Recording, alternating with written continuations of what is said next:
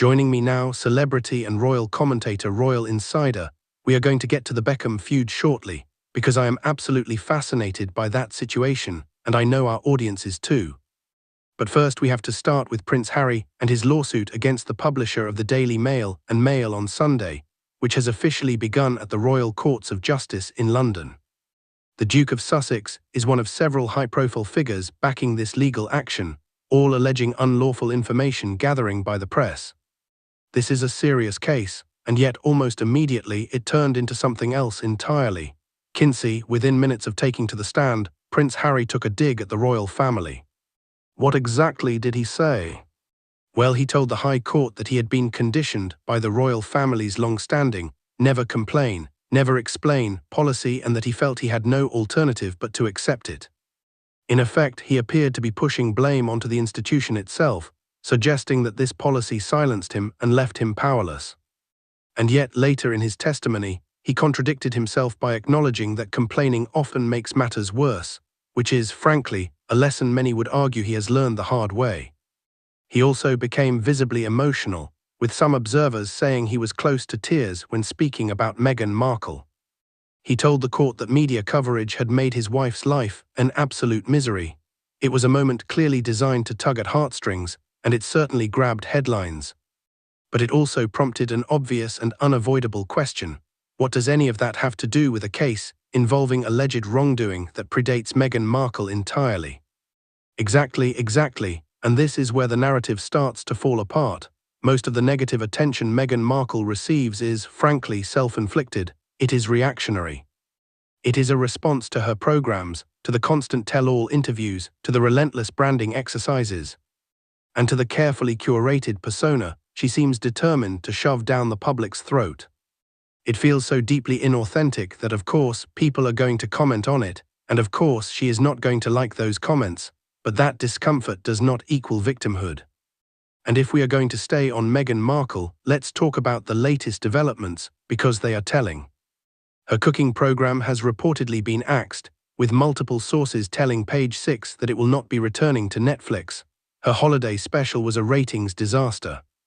Kinsey, it did not even crack Netflix's top 1,000 shows. That is astonishing. Sources are now saying Meghan will instead concentrate on building her lifestyle brand, as ever. Rita. We have been reporting for months on your program that Meghan's show was likely headed straight for the do not resuscitate pile, so I am going to say it, I am proud of us. We were ahead of the curve. Netflix, meanwhile, has worked overtime to distance itself from the show rather than promote it. You do not see billboards for Meghan Markle all over Los Angeles. You see them for Stranger Things. That tells you everything you need to know. There are also reports that Meghan was holding secret meetings in an attempt to save the show, but Netflix simply does not believe the return on investment is there.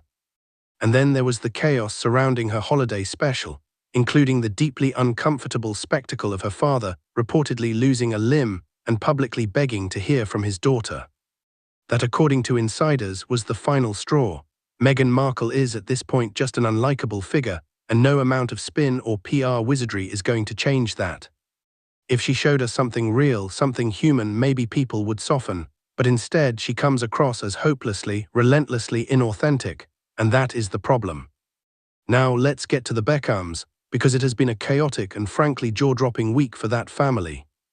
Earlier this week, we saw an extraordinary statement from eldest son Brooklyn Beckham, lashing out at his parents, particularly his mother, Victoria Beckham, also known to the world as Posh Spice. Kinsey, David and Victoria Beckham are understandably gutted. But sources are now saying they are blaming Brooklyn's wife, Nicola Peltz, not Brooklyn himself, and that they are only willing to speak to him if he splits from her. What more can you tell us about what is happening behind the scenes?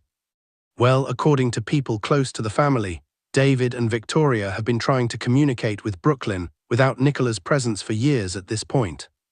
They view Nicola as a terrible influence and have long wanted one-on-one time with their son. I actually think they would communicate with him even if he remained married to her, but they are desperate for privacy and for the chance to set the record straight without Nicola in the room. She is seen as a troublemaker and an instigator.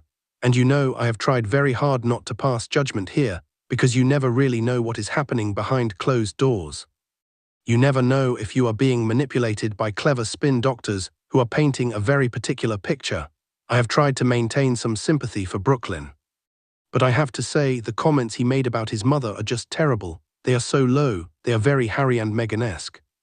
The public airing of dirty laundry, the accusations that will not be forgotten, no matter how much time passes, and it raises so many questions.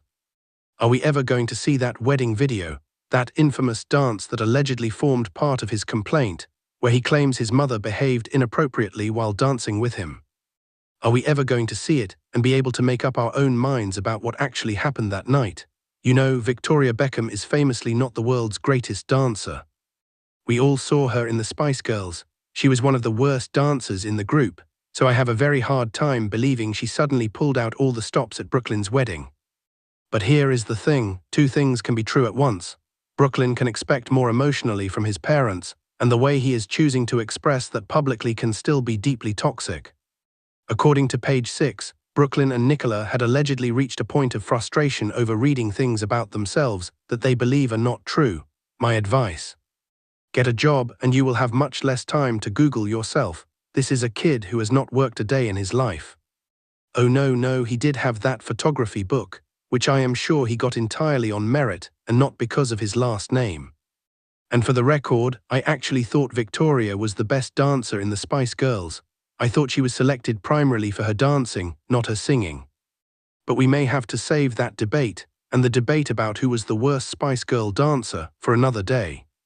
Let's move on to a completely different celebrity saga, because there is a new development in the battle between It Ends With Us co-stars Blake Lively and Justin Baldoni. Text messages between Blake Lively and Taylor Swift, an email sent to Ben Affleck, and deposition statements from Jenny Slate and Isabella Ferrer about Justin Baldoni have all now been unveiled. Kinsey, what have we learned from this latest bombshell? A lot, and none of it reflects particularly well on anyone involved, especially not Blake Lively, Ryan Reynolds, or Taylor Swift. In these newly revealed text messages, Taylor Swift calls Justin Baldoni a derogatory name, and the reason people care about this is twofold. First, Taylor Swift previously insisted she had nothing to do with this situation and was not involved publicly. Second, she has spoken at length about how traumatizing it was when Kanye West called her the same name, framing herself as a victim in desperate need of public sympathy. And yet here she is, doing the exact same thing to Justin Baldoni. Meanwhile, Blake Lively and Ryan Reynolds allegedly sliding into the inboxes of A-listers with derogatory portrayals of Justin arguably caused far greater reputational harm than Baldoni's team supposedly, amplifying a TikToker or two. At the end of the day, I think everyone walks away from this case disliking all of these people. I truly believe they are going to regret ever taking this to court. No one comes out of this looking good. Now, shifting gears yet again, Katy Perry has joined former Canadian Prime Minister Justin Trudeau at the World Economic Forum in Davos. We played some footage earlier, but during his speech, Trudeau referenced a recent date with an American woman at a rooftop bar in Montreal. He said that when she ordered a Jack and Coke, the server informed her that there was no American alcohol left, not just in that bar but anywhere in Montreal. And probably anywhere in the entire country. Trudeau framed this as an example of Canadians standing up for each other, an example of soft power and unity during a time of stress and anxiety. Oh gosh. Kinsey, these two absolutely deserve each other. I think it is less an example of unity and more an example of how cheap Canada can be.